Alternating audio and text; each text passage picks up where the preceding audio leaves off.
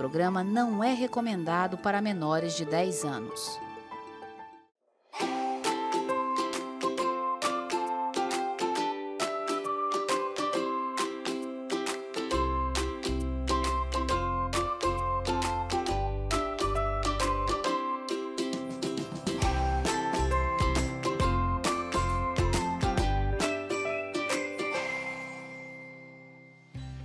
Bom dia, melhor da vida com você aí na sua casa. Obrigada pela sua companhia. Hoje tem muita coisa especial, né? Muito especial. A gente tem uma continuação de um tema interessante, feminino contra masculino no nosso Papo Reto.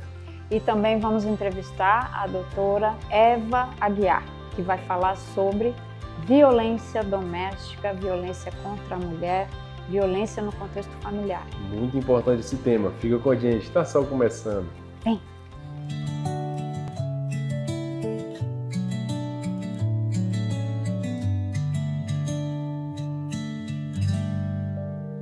Conheço essa jornada que nunca fiz.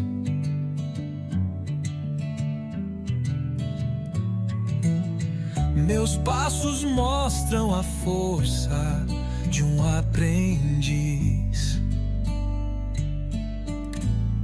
Seu julgamento duro já se desfaz. O que me importa agora é ser feliz. Eu sei que muita gente passou por aqui, mas as pegadas dos outros nunca vão pisar nas minhas. O meu caminho é meu, é a minha trilha.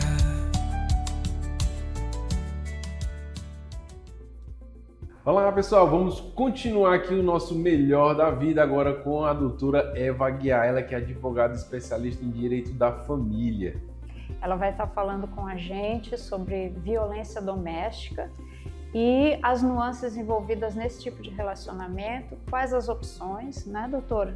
Então vamos começar trazendo um pouco da sua história, quem é a doutora Eva, né, e por que a doutora Eva resolveu se especializar nessa área do direito da família, né, e do direito da mulher especificamente. É um prazer imenso estar aqui com vocês, né? Esse convite, sinto muito honrada. E quero dizer para você aí que está assistindo, eu sou advogada, palestrante, me especializei em direito das mulheres, direito criminal e direito das famílias. Mas por que eu foquei nessa área? Eu, por ser mulher, ser mãe, ser advogada, eu passei pelos 5 tipos de violência, né?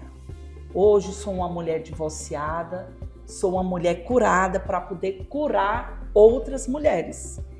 E a violência doméstica e familiar, que vem através de um relacionamento tóxico, abusivo, gera violência automaticamente. E eu digo, eu vou me especializar nessa área, porque foi a área que mais eu fui dolorida, fui, né, ferida. Então Deus foi trabalhando na minha vida para que hoje eu pudesse ajudar outras mulheres e homens também que passam por esse tipo de relacionamento abusivo. Nessa sua experiência, que foi uma experiência pessoal sua, qual foi, do seu ponto de vista, né, dentro da situação, qual foi a parte mais difícil, que foi mais difícil para sair desse contexto tóxico dentro do relacionamento? Qual foi a maior barreira que você enfrentou? Olha, eu tinha uma codependência emocional e eu tive que tratar isso. Passei 1 ano e 4 meses fazendo terapia toda semana, para que eu possa me conhecer, né, ter um autoconhecimento de mim e eu ser curada dessa codependência emocional. Fortalecendo a sua identidade, né? Exatamente, doutor Tiago. Só para quem está nos assistindo entender melhor esse contexto que ela está falando, de codependência emocional, quando a pessoa fica dependente emocional, é quando não se vê capaz de ter uma vida desvinculada do outro, né? Então, é a dificuldade mesmo de se identificar como uma pessoa. A gente vende como muito bonitinho as metades da laranja, né, Eva? Isso. Ah, é a minha cara metade, a minha alma gêmea. Gente, isso aí não existe. Relacionamento saudável só existe com duas pessoas inteiras, compartilhando o mesmo caminho. Exatamente. A querer mudar. Eu vou mudar pelo meu relacionamento, pela minha família. Mas aí os dois têm que querer. Só um querendo e o outro não Que geralmente é o que acontece, né, Eva? Porque eu digo, o divórcio, Jô, começa já no namoro. É no namoro ali que você vai vendo a personalidade da pessoa. Por mais que eu seja advogada, eu estudo todos os tipos de personalidade para que eu possa entender o ser humano, aquelas pessoas que me procuram, os casais que me procuram. E aí eu digo, hoje os relacionamentos, eles estão mais doentios, Jô, você tem propriedade para falar sobre isso, pelo narcisismo. A pessoa querer ter um controle sobre a vida do outro. A manipulação. A manipulação. Então, assim, eu particularmente, eu tive que ser tratada. É porque é uma área do direito muito sensível, né? Ela lida com intimidade. Com intimidades e requer muita empatia, muita sensibilidade. Ela não é uma área que basta o conhecimento técnico. Tem que haver um nível de empatia muito grande, né? E para isso eu fui me especializar também como mediadora e conciliadora de conflitos familiares. No nível judicial ou extrajudicial? Não, judicial, né? No judiciário. Sim, eu fiz pelo Tribunal de Justiça do Estado do Ceará. E o que você vê que realmente, efetivamente mudou na maneira como se aborda e trata esse tipo de situação? Houve mudança relevante? Melhorou ou as coisas estão andando devagar? Olha só, hoje eu tenho uma empatia. Eu me coloco no lugar do outro. Então a gente tem que ter essa sensibilidade de uma escuta ativa, da gente escutar as duas partes, para até então a gente poder solucionar aquele conflito. Porque hoje, um conflito de um casal, as pessoas pensam assim, eu tenho que me divorciar logo. E o divórcio, ele traz traumas, não só para o casal, mas também para os filhos. Então eu estou dando ali com vidas e o patrimônio melhor, que é a família. A família é um projeto de Deus. Não é porque eu me divorciei que eu sou totalmente a favor do divórcio, mas cada caso é um caso. Quando se existe violência doméstica, aí tem que ter um alerta maior, porque isso aí vai acabar um dos dois perdendo a vida. E o que é que a gente está vendo hoje? Feminicídio. Nós estamos vivendo um momento assim de pandemia, uma explosão descontroladamente, né? Porque a mulher, para quando acontece o crime de feminicídio, ela já tem passado pelos vários tipos de violência, principalmente a psicológica, que é a mais difícil de combater, porque os sintomas, eles não são visíveis como os hematomas, né? Isso. E o que deixa ela mais presa, né? É uma corrente invisível, mas que deixa ela sem condições nem de gritar ou de pedir ajuda. Às vezes um olho roxo chama a atenção de outras pessoas e desencadeia um processo de apoio, né? Ou de cessação da violência, mas a psicológica não, ela simplesmente se embota e ela não sabe mais nem como reagir ou como tratar ou como pedir ajuda, né? Agora, doutora Eva, tem uma circunstância também que eu vejo pela minha vivência como terapeuta, e acredito que isso bata muito lá na tua porta, né? Que é a questão também, principalmente cultural, em torno da posição da mulher dentro da família. Por exemplo, de parentes, amigos, colegas de trabalho dizem, não, você tem que perdoar, ele vai mudar, né? Você tem que ajudar e tal. Não existe essa cultura do apaziguamento e da aceitação da condição. Eu vou mais além, Jô. Eu digo que tem ainda na nossa sociedade a cultura patriarcal e o machismo, que a mulher tem que aguentar tudo, mas isso tem mudado muito. As mulheres hoje elas estão mais atentas, estão buscando rede de apoio, estão buscando seus direitos, porque antigamente a mulher sofria totalmente calada. A mulher ela tem vergonha de se expor. E é o que eu digo muito para minhas clientes nas minhas palestras. Eu digo, mulheres, vocês não estão sozinhas. A gente tem um leque de rede de apoio para que você possa superar, assim como eu superei, Jô. Todo mundo dizia, a Eva é uma mulher independente, bonita, uma mulher que tem um nível social de estudo, mas eu tinha essa codependência emocional que eu tinha que tratar, né? Então é o que eu digo para as mulheres hoje não estão sozinhas. A gente tem uma rede de apoio com psicólogos, terapeuta, assistente social. Sim, né? Porque é um contexto que demanda uma abordagem multidisciplinar, né? Tem que ter uma envolve equipe. muitas Eu coisas. quero trazer dois detalhes aqui para o pessoal que está nos acompanhando. Um sobre o seu depoimento pessoal, né, que você falou tudo isso que viveu, os 5 tipos de violência, sofrimento por 19 anos. E a gente está falando da Eva já advogada. Isso. Eva trabalhando, Eva com filhos, Eva já com um nível de independência. Eu estou trazendo de volta para deixar claro aqui para os nossos espectadores, porque o detalhe da deficiência dessa identidade, né, dessa carência e esse vínculo de dependência não depende de nenhuma outra estrutura, né? É porque ela era dona de casa, é porque sempre foi o marido que cuidou do dinheiro todo. Não, pessoal, é uma questão psicológica que às vezes vem de traumas, já coisas bem mais antigas, né? E que você precisa entender isso. Quem sou eu? O que é a sua identidade real para poder você começar a romper, né? Tem muita mulher que diz assim, não, eu preciso primeiro arrumar um emprego para poder pedir um divórcio para sair. Mas se ela não romper esse vínculo, ela arruma um emprego e continua no relacionamento. Até abrindo um parênteses aí, falando sobre o aspecto psicológico dessa coisa, né?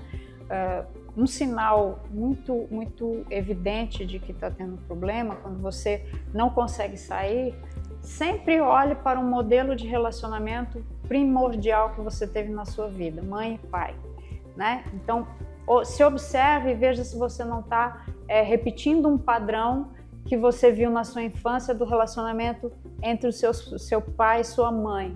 Porque existe uma tendência, uma força que empurra com muita intensidade as mulheres a repetir aquele padrão. Se teve uma mãe muito submissa, que suportou muita coisa, existe a tendência muito forte de reproduzir esse comportamento, né, Eva? É o que eu vejo, assim, os filhos, os pais são espelho e exemplo para os filhos. Se os filhos crescem num lar onde o pai e a mãe vivem constantemente abusos, né? Falta de respeito, briga, agressão, o filho, como é que ele vai crescer? Dentro de um lar totalmente abusivo, disfuncional. Como é que essa criança ela vai crescer, vai virar um adulto já com essas raízes? E olha só, Jô, não é só no casamento, não. Até no namoro, certo? Já tem julgados do STJ que violência doméstica é quando você tem uma relação afetiva. Não precisa morar no mesmo teto.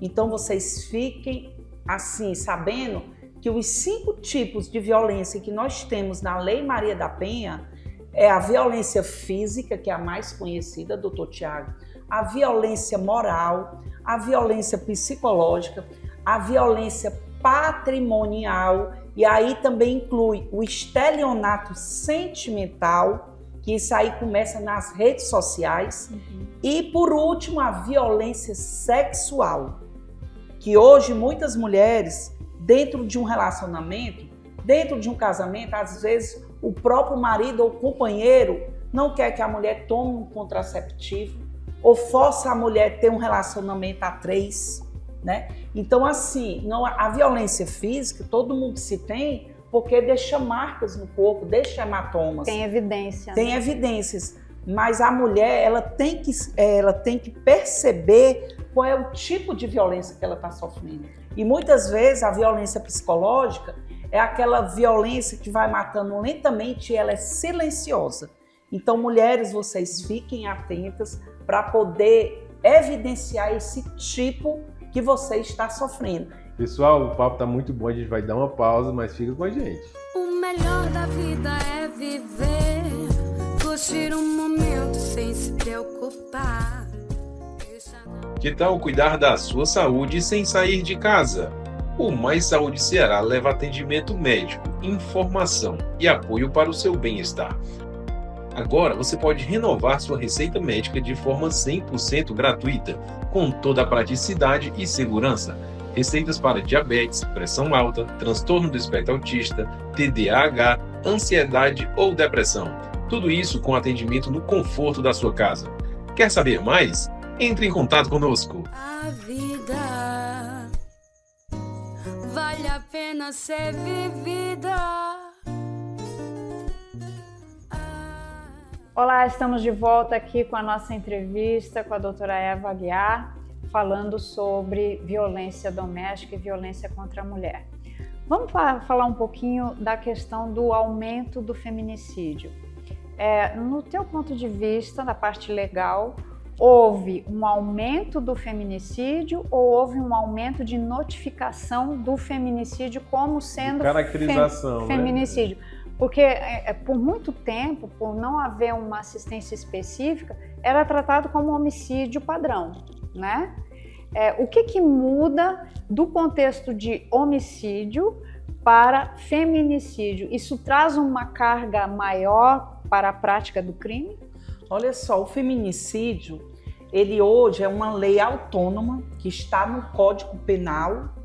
Por ser um assassinato referente à mulher, ao gênero, ele é um crime hediondo, certo? Ano passado, através do Ministério das Mulheres, nós tivemos 1.450 feminicídios. No ano. No ano. Ou seja, o homicídio contra a mulher ele tem um peso no maior Código Penal. no Código Penal. Então isso vai influenciar na pena pelo crime. Também. Inclusive tem um projeto de lei que está para ser sancionado que o crime de feminicídio contra a mãe, ele vai ter uma pena maior pela relação de afetividade. Por quê? Ocorre que os filhos hoje matam a mãe por questão de herança. Uhum. Você vê muitos casos hoje aí. Querida, estão matando as mães já porque estão proibindo usar a internet. Ou então estão proibindo até do filho sair para Uso namorar. de celular, né? Como foi um caso de um jovem de 14 anos, ele matou o pai, a mãe e o irmão. Foi. Para poder sacar o FGTS, porque os pais não deixavam ele sair para namorar. E essa namorada dele também foi cúmplice. Estimulou, incentivou o crime. Então, assim, o feminicídio hoje está incontrolável, mas a gente precisa, enquanto sociedade, tomar consciência e ter políticas públicas efetivas para isso e mudar a nossa lei. Porque a pena do feminicídio aumentou. Hoje é de 20 a 40 anos. E você vê aí todo dia mulheres morrendo. Só no nosso estado do Ceará, mês passado de junho, tivemos 11 mulheres vítimas de feminicídio. Em 30 dias de junho, 11 mulheres. 11 mulheres. Então quer dizer... Registrado, né? Registrados. Fora essa que a gente fora não o que sabe. Não sabe. Que não e fora no Brasil afora aí, né? Eu tô falando a nível do Ceará. Uhum. E assim, o mês de agosto, que é o Agosto Lilás, é um mês que a gente trabalha a proteção, né? E a prevenção de violência contra a mulher. Mas isso tem que ser todo dia. Porque todo dia mulheres estão sendo ceifadas. Muitas famílias estão perdendo sua mãe, sua tia. Né? Agora, por que existe esse agravamento em relação à violência contra a mulher, né? Porque a gente pensa a mulher sempre como um estado de vulnerabilidade, fragilidade em relação ao homem, certo? Isso é real? Existe essa fragilidade? A fragilidade maior é quando o homem não aceita o fim de um relacionamento. Ele quer ter aquele domínio, aquela propriedade que aquela pessoa que ele namora ou que ele é casado, a sua companheira, é como se ele fosse o dono. Tivemos um caso recente de uma enfermeira, a Clarice, que ela foi morta dentro da própria casa dela pelo namorado que não aceitou o fim do relacionamento. E ela morreu com 34 facadas. Recentemente agora. Um crime notadamente passional. Passional. E o companheiro dela não bebia, não fumava. E como na maioria dos casos, os feminicídios, eles são decorrentes de crimes passionais, ou seja, de uma explosão emocional, de um fundo emocional. Não é aquele crime estudado, premeditado na maioria das vezes. Não Às quer vezes dizer até que não tem há. uma premeditação, Tem né? alguma, A compra de uma arma, mas na maioria das vezes ele mas vem esse com excesso. esse excesso emocional em cima, né? Da raiva, do rancor, do ciúme, falando muito. Então, quando a gente fala dos crimes contra a mulher, não é que a gente está dizendo assim, mas tem mulher que é mais forte que muito homem, né? Não é a questão de ser o sexo frágil ou não ser o sexo frágil. A questão é que o contexto hoje da violência contra a mulher, ele aflorou de uma história da nossa cultura que sempre tratou a mulher como um ser sem voz, como um ser dependente, como um ser menosprezado da sociedade, uma pessoa que não tinha vontade própria, né? E isso culminou muitas vezes com o ato criminoso, o homicídio, a violência, o bater, né? A força bruta. E a força da mulher não é bruta. A força da mulher ela é uma força inerente ao espírito feminino, certo? Então, a questão da Lei Maria da Penha e de tudo o que decorre dela, né, doutora, vem desse movimento de dar voz à mulher e dar relevância à mulher dentro do contexto social, não é isso? Isso, eu também digo muito para as mulheres. Procurem fazer aquilo que você gosta. Não seja totalmente dependente do seu marido, companheiro, financeiramente. Porque quando ocorre um divórcio, quando ocorre uma quebra desse relacionamento, a mulher diz, e agora, como é que eu vou viver? Ou então ela suporta essa violência, doutor Tiago, porque diz assim, doutor, eu dependo dele financeiramente. Para tudo. Para tudo. Eu digo, não pode. Em pleno século XXI, a mulher está totalmente dependente do homem. Eu digo que o homem não é seu banco. E muitas vezes o próprio homem não permite que a mulher também ocorre o homem não querer que a mulher trabalhe fora. Não permite que ela estude ou que ela tenha uma formação. Então, bem, tem esse porém, sabe, Jô? Mas é o que eu digo. Para um relacionamento dar certo, os dois têm que ter o seu valor. Tem que somar e multiplicar. E outra coisa, também não é nem a questão de uma formação, né? Ela pode desenvolver uma habilidade. Uma habilidade. Né? Ele não deixa eu estudar. Ok, mas você pode desenvolver uma habilidade, aprender, tem cursos online, tem serviços que ela pode operar na própria casa, né? Uma maquiagem, uma sobrancelha, vai fazendo. A grande questão é ela se sentir autônoma, independente, capaz de saber que ela é um ser sentir capaz. Diferente. Mas eu queria voltar para essa questão do apoio, que eu acho realmente bem legal, bem interessante, para que a quem está nos assistindo entenda. Vamos lá, a mulher entendeu que está numa condição de violência e buscou a casa da mulher. Nesse momento, ele vai ser autuado, ele vai ser chamado para ouvir, né? Vai iniciar um processo que o ator já é o Ministério Público, e ela recebe um acompanhamento psicológico, ela tem um abrigo para ir, para não voltar para casa, para o lar ali onde tem um conflito. Conta um pouquinho mais desses detalhes. Olha só, a gente precisa muito dessa casa de passagem. O que é essa casa de passagem? É quando a mulher ela está sofrendo essa violência dentro de casa, que ela está com seus filhos, ela quer essa proteção. Enquanto não sai a medida protetiva para que o agressor saia do lar, que geralmente não por lei, a juíza ela tem 48 horas para poder deferir essa medida, e o oficial de justiça vai até o agressor e diga, a partir de agora você vai ter que se retirar do lar. Então, assim, porque o lar é da mãe e dos filhos. Ela tem que ter essa proteção. Então, aqui em Fortaleza, a gente tem uma casa que abriga essas mulheres, mas não comporta todo mundo.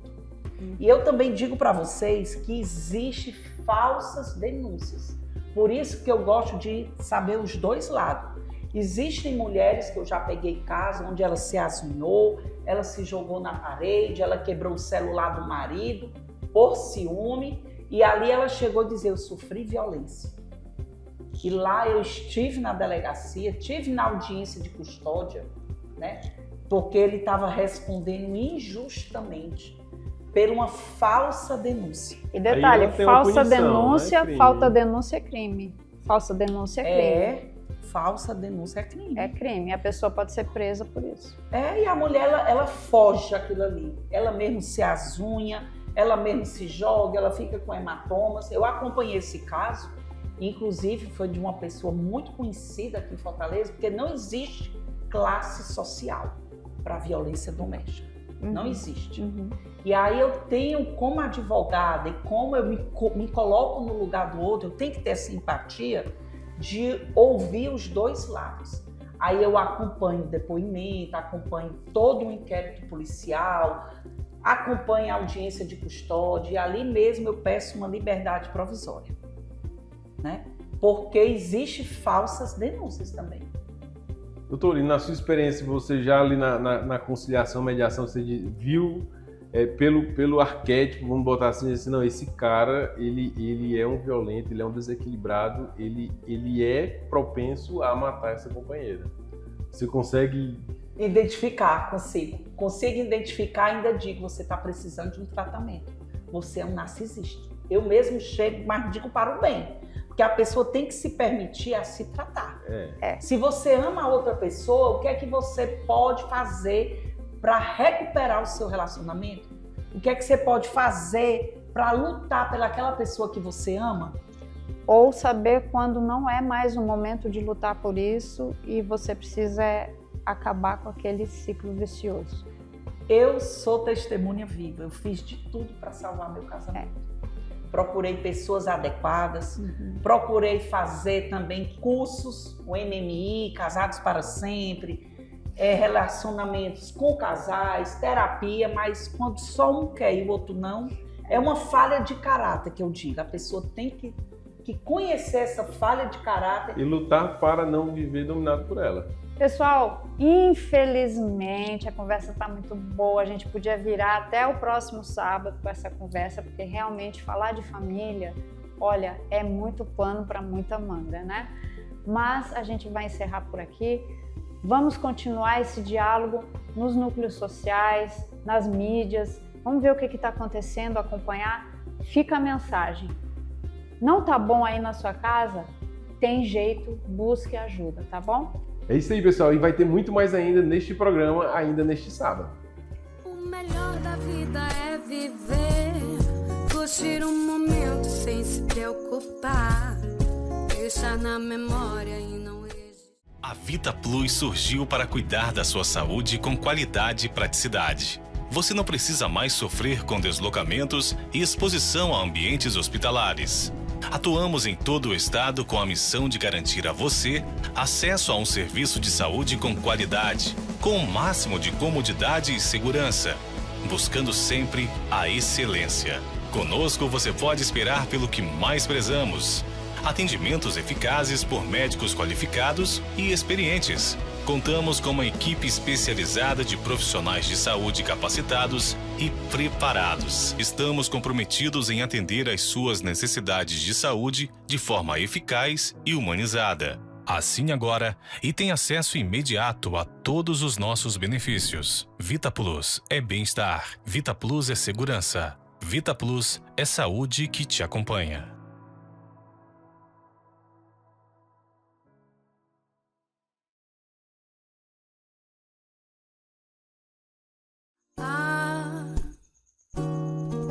A vida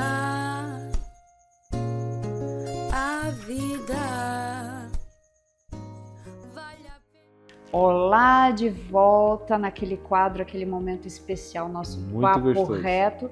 A gente vai continuar falando sobre masculino E feminino.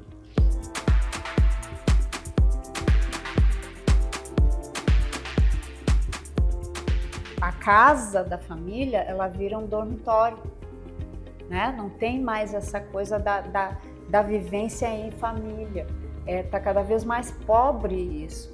Por quê? Por causa dessa negligência com valores calcados nos papéis sociais e nos papéis familiares, né? Um dos papéis do masculino e do feminino é orientar, né? Como eu falei, apresentar a teoria e principalmente a prática.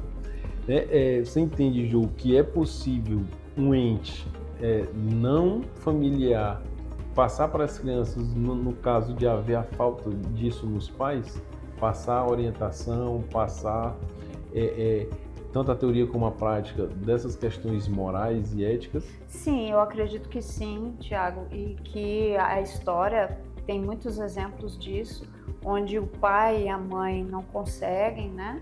Às vezes até por separação ou por falecimento, por ausência motivada por qualquer razão, pode ter um avô, pode ter uma avó, pode ter um tio, às vezes uma tia, um professor da escola futebol, que virou se aquela torna referência. aquele mentor, Isso. que é a figura do mentor que a gente fala, né? É aquela pessoa que aquela criança sente uma confiança, né? uma confiança, uma acessibilidade, uma disponibilidade daquela pessoa, então ela confia e começa a se direcionar a essa pessoa como o conselheiro, ou o mentor, ou aquela pessoa cujo comportamento eu vou espelhar porque eu acredito naquilo que a outra pessoa faz. E é importante que haja essas outras pessoas, porque nem sempre a família pode prover esse tipo de auxílio, de atendimento. Claro, no cenário ideal seria a estrutura familiar o plano padrão. A é que mas tendo em vista tudo que está em jogo hoje em nível social, político, religioso, econômico, né? Dentro das sociedades e das culturas, é importante que haja essa possibilidade dessa via. Mas o Estado, ele tem falhado muito em atender essas demandas de uma forma minimamente adequada.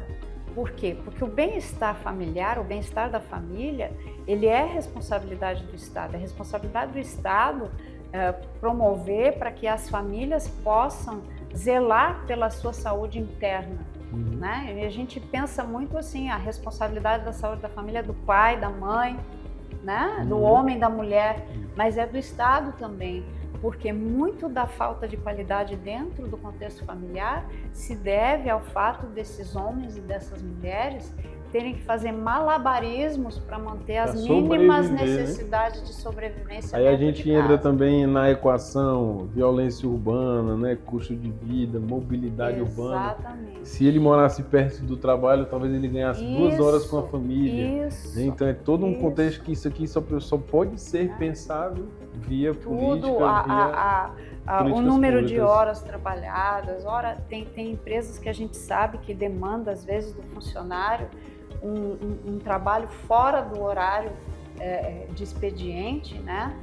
Sem a devida retribuição por isso, e a pessoa vai e se submete com medo de ser demitida.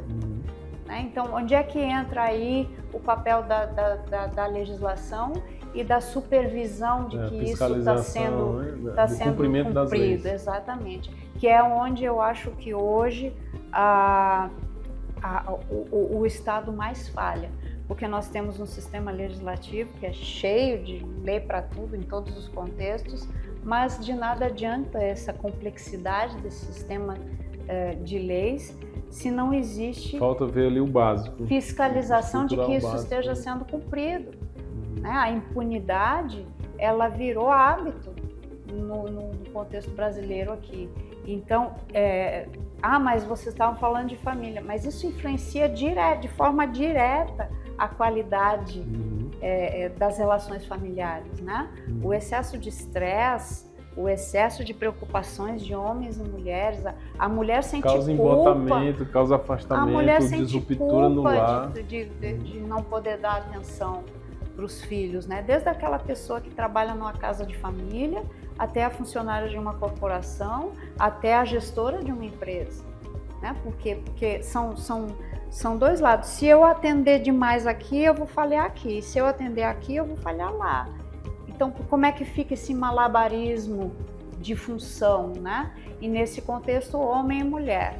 O homem, então, trabalha mais pesado, horários mais cheios de trabalho, maior dedicação à profissão. Para a mulher, tem mais tempo para os filhos, daqui a pouco trabalhar meio expediente. Olha, esse formato caiu faz muito tempo, isso está obsoleto, essa concepção. Né? E o que é masculino e feminino nesse contexto? Eu tenho muitas queixas no meu consultório, eu atendo casais, inclusive, em que um fica atacando o outro nesse sentido. Ah, mas você não está fazendo. Ah, mas você que tinha que fazer e eu que faço. Ah, porque a minha jornada, eu chego do trabalho, eu que tenho que cuidar das coisas da casa. E o que é o masculino? O masculino e o feminino, né, meus amores, ele se perdeu. Hoje não existe mais esse corte cirúrgico e assertivo do que é atributo masculino e feminino na sociedade hoje. Tudo é relativo, muito relativo. Houve essa relativização em função, principalmente, da quebra de papéis.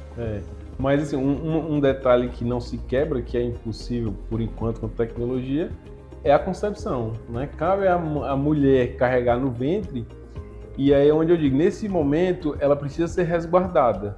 Aí não é questão de sexo frágil, não, sabe? Mas é uma questão de perduração da espécie. Ela precisa ali, o corpo dela todo, o sangue dela está voltado mais, o corpo dela está priorizando aquele bebê.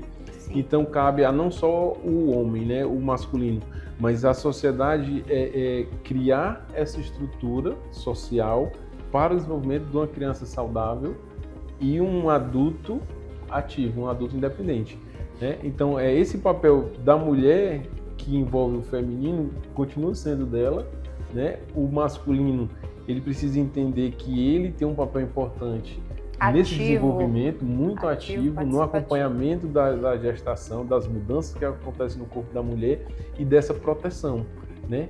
Ali ele precisa ser o protetor. Pode ser que depois ela, digamos assim, acaba ali a licença, ela vire a provedora, né? E ele vai mais pro lar. Depois cuidar que das tem crianças, que ter essa organização. Mas é tão importante isso que, por exemplo, tem uma técnica de hipnose que a gente faz que vai até o útero materno e você sabe que tudo, até o que a mulher pensa durante a gestação, deixa memórias naquele bebê. Sim. Ele capta o que a mãe pensa, o que a mãe fala sobre si mesma durante a gestação.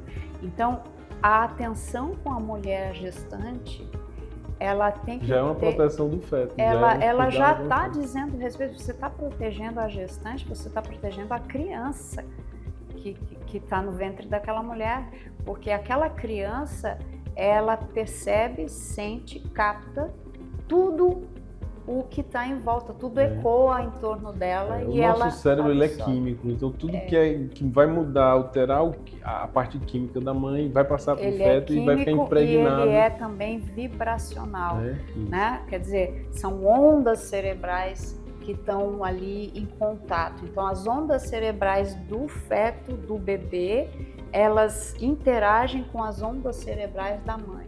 E a mãe percebe ondas de estímulos elétricos do ambiente. Então, tudo aquilo que a mãe absorve durante a gestação é canal direto para aquela criança. E aí a gente tem que pensar, o que o nosso mundo está oferecendo para esses bebês, né, que estão dentro dos ventres das gestantes, por conta de uma indiferença e desvalorização do processo de preservação da raça humana.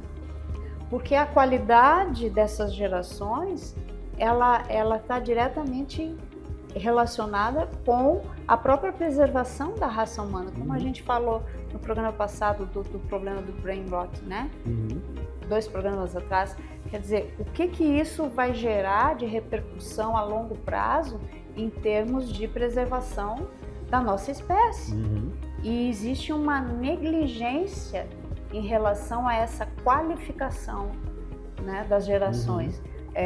O processo reprodutivo, como a gente falou no programa hoje, não é simplesmente produzir um bebê como se fosse produzir um pedaço de carne, né? Nós estamos não é uma obra de arte, né? Não, nós estamos ali é o fruto de uma relação, zelando pela preservação do nosso modo de vida, das crenças, daquilo que se acredita, daquilo que se valoriza enquanto ser humano, enquanto humanidade, dentro de um contexto global, não é só no quintal da minha casa, né? Então, o masculino e o feminino, eles entram como duas forças que se equilibram para gerar harmonia. E se eu fosse te dizer qual é o valor mais comprometido hoje, você que fala sobre valores, né? Qual o valor que hoje está mais comprometido na humanidade? A harmonia. Você vê desarmonia, onde existe a polarização, né, de opiniões, o desrespeito à condição humana em si, né, o desrespeito à pluralidade, até de gêneros. Eu não vou fazer bandeira aqui não, gente, mas eu acho que eu posso não aprovar o comportamento do outro, mas eu não posso hostilizar o outro por aquilo que ele acredita, né? E a gente está perdendo essa capacidade cada vez mais por conta de verdades absolutas, de certezas totais que eu tenho, então só a minha visão do mundo é a que vale. Tá esquecendo de amar a pessoa por amor a uma ideologia. Isso. A algo, às vezes é um conceito que ele apegou ali de tal forma, e agora a minha identidade é sobre isso. E acaba perdendo amor pela pessoa. Poxa, aquela pessoa, ela é um ser humano igual a mim e ela tem um papel importante nesse ecossistema. E aí você então, eu vou tem respeitar. Isso que você está descrevendo é o que eu chamo de deterioração da empatia. Nós estamos ficando incapazes de ter empatia pelas pessoas por conta desse egocentrismo, desse egocentrismo, né? Dessa questão que você vê às vezes em crianças jovens de 10 anos já se portando dentro das escolas, do contexto ali de colegas, de vizinhos, até de irmãos, como se fosse o centro do mundo. O mundo gira ao meu redor e são os meus interesses e é sobre a minha vontade. Excelente. Tá? E sobre isso a gente vai falar em outro programa, já temos pauta para o próximo Papo Reto.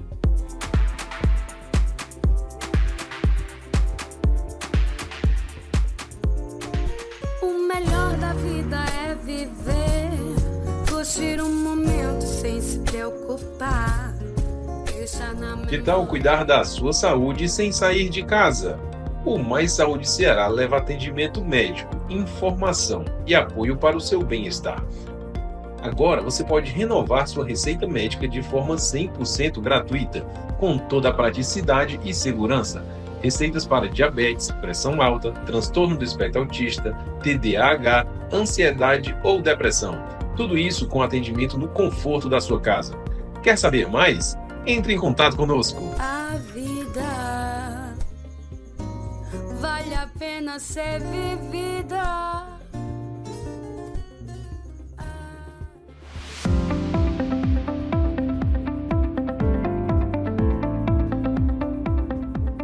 Olá, de volta com mais um De Que Você Precisa Hoje.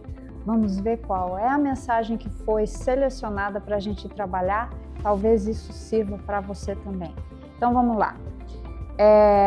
Uma telespectadora mandou a mensagem. Ela diz aqui: bom dia. Quero pedir que selecionem minha mensagem no De Que Você Precisa Hoje. Seu pedido foi atendido, então. Peço sua ajuda porque tenho mais de 40 anos e não vejo saída. Me sinto perdida e não consigo fazer nada da minha vida. Nada do que eu começo eu termino. Fico mudando de emprego, de relacionamento, vejo a vida de outras pessoas e tenho a sensação de que estou parada, que nada de bom acontece para mim.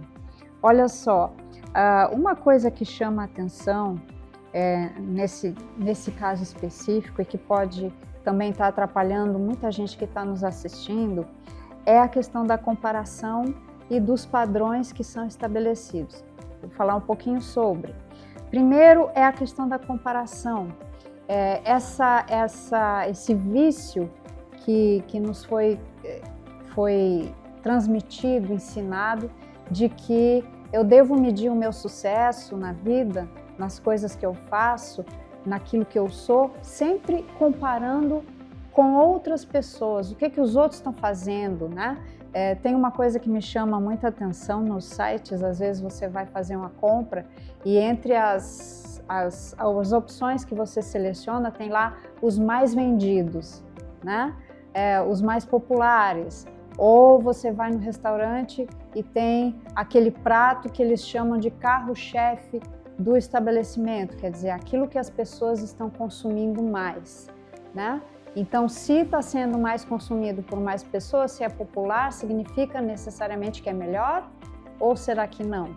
Acho que cabe pensar, né, no quanto nós não nos conhecemos a ponto de não sermos mais capazes de dizer e de entender e saber o que é o melhor para mim. É sobre o meu momento, o meu posicionamento na minha vida e não em comparação com outras pessoas. Então, esse padrão de comparação, né, de tendência, de agora tem que fazer assim, agora é desse jeito, daqui a pouco muda, não é mais desse jeito, isso estimula muito esse sentido de não sou tão bom quanto eu gostaria de ser, eu não sou tão bom quanto o A, B, ou C que está aí, entendeu? Então, esse cuidado com a comparação tem que ser observado, principalmente nesses casos em que a pessoa se sente meio perdida na vida. Quanto mais você busca referência no que outras pessoas bem-sucedidas estão fazendo, isso tem um lado bom, que pode ser um motivador, mas tem, e geralmente é o lado mais frequente, esse sentimento de estar mais distante do meu ideal, daquilo que eu realmente tenho que fazer, daquilo que eu gostaria de me tornar. E esse sentimento de não ser tão bom quanto ou não ser bom o suficiente, ele me enfraquece, ele drena a minha motivação. Então tem que ter muito cuidado com essas comparações, né? Outra coisa que também é muito prejudicial é que esses padrões do que existe por aí nas redes sociais, padrões de sucesso, padrões de comportamento que me tornam muito diferentes, muito distantes da minha essência, na verdade. Então eu acabo muito preocupado em parecer e não em ser quem eu verdadeiramente sou. Eu tenho que parecer com a outra pessoa, com outras pessoas. Eu tenho que parecer como alguém bem-sucedido, em vez de ser bem-sucedido.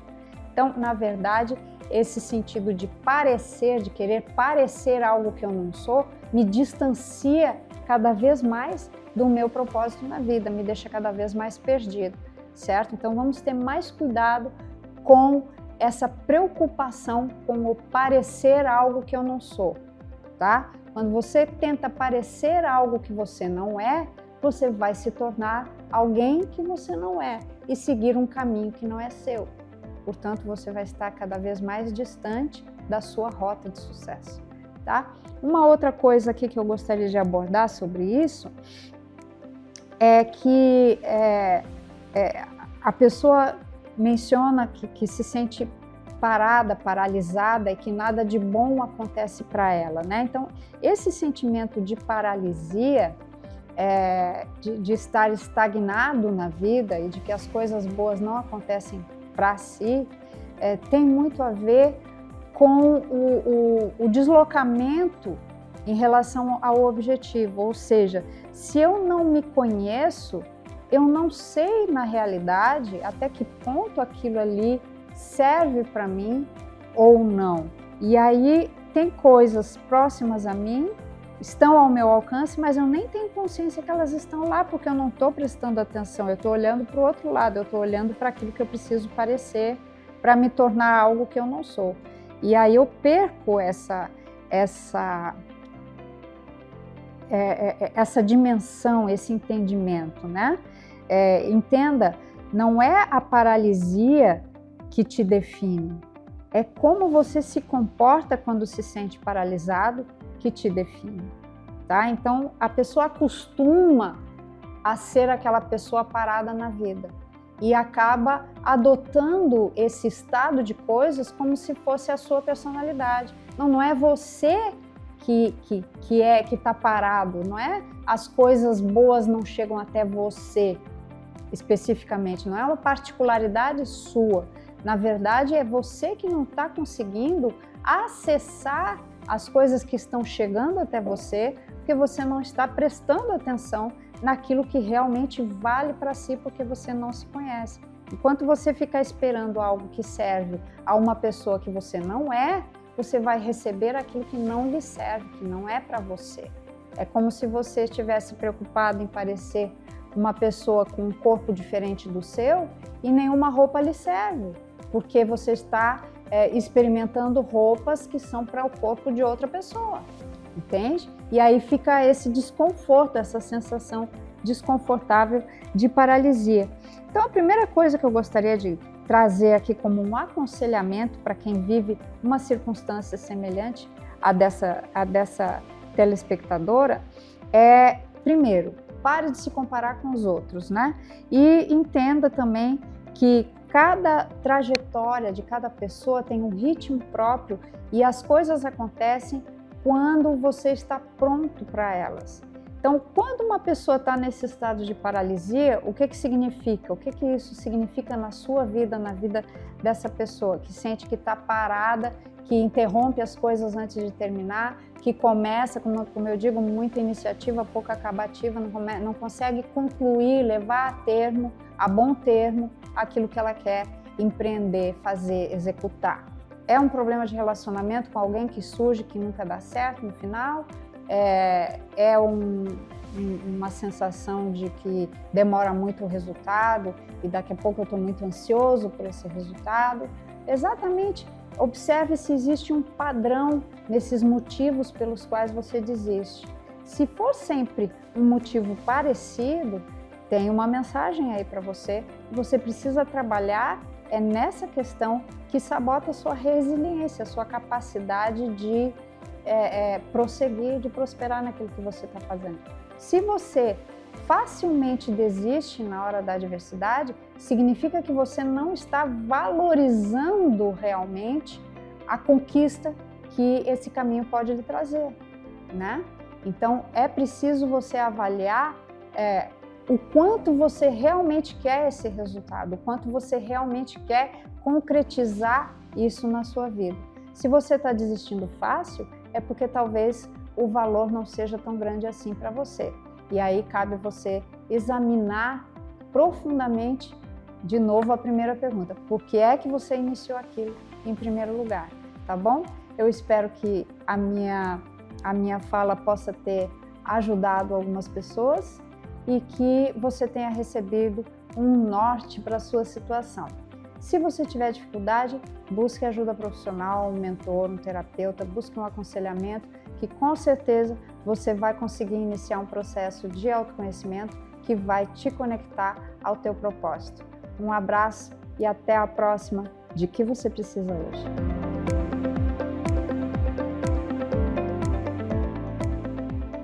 Sei que muita gente passou por aqui, mas as pegadas dos outros nunca vão pisar nas minhas. O meu caminho é meu, é a minha trilha. Estamos encerrando mais um programa Melhor da Vida. Nós trouxemos um conteúdo importante e queremos que você reflita, que você mude a sua conduta em relação a esse tema de violência doméstica e violência contra a mulher. Verdade, Thiago. Hoje foi muito intenso, né? É um contexto que infelizmente se dissemina aí nas famílias e é importante que cada um adquira a sua responsabilidade. Nós agradecemos demais pela sua companhia, por você nos receber aí na sua casa e a gente volta no próximo sábado. Que horas? De 9 às 10 na TV Metrópole, mas nós temos o canal no YouTube e consegue seguir a gente também no Instagram. Mande as suas mensagens no nosso Instagram e participe. Beijo e até lá. Conheço essa jornada que nunca fiz. Seu julgamento duro já se desfez.